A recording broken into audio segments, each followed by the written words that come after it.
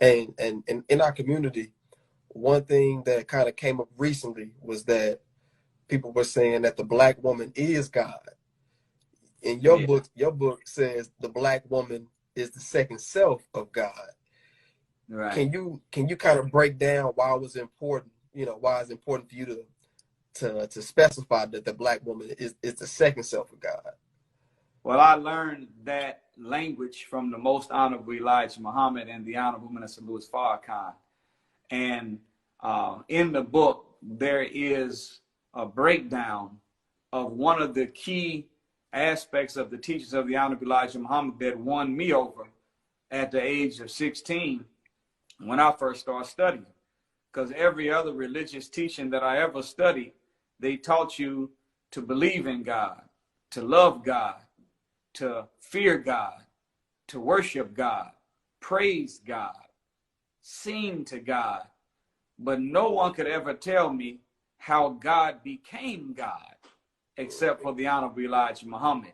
And when I learned and read from him about the scientific self-creation of God and the bringing out of himself his own second self that we now call woman, and the reason she's called woman is because woman is a compound word that really stands for the womb of man.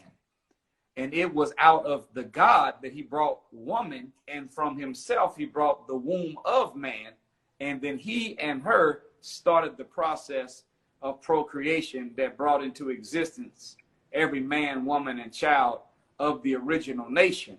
And then 6,600 years ago, the original nation under another lesser god named Yakub engaged in a process that you would call today natural selection or eugenics, grafting, genetic engineering, on an island where he began to weaken the black until brown was there, and then brown got weaker by marrying lighter with lighter until yellow, which is Chinese, and then them, same system of birth control produced white.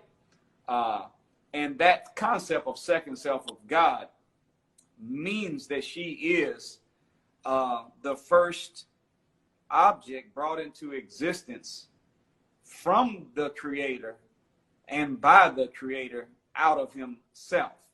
So in our language, Brother Jay, you see it many times in the conscious community, black women call themselves goddess. Mm-hmm. And black men might be in the conscious community if they have a knowledge of self and they learn about Osiris or they learn about Alafun, or they learn about Osiris or one of those ancient African gods. The black man may call himself a god. Or of course, if they've been touched by the teachings of the Most Honorable Elijah Muhammad, and he said, every time I look at a black man, I'm looking at God. Yes, so the language of God for the man is common in conscious community, and the term goddess for black woman is common. The minister said this. He said, it's not God and goddess, it's male God and it's female God. So to say the black woman is God, you're not lying, except that you say she's God and her man is not.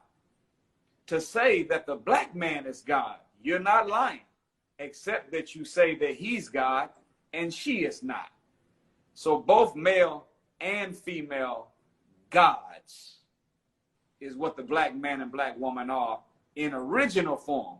Of course, it's hard to believe that we are a being with supreme force, power, knowledge, wisdom, and understanding, and the ability to make things happen because of, you know, the Caucasianizing and the Westernizing and the Christianizing that has gone on to us in the wilderness of North America has made us other than our own self.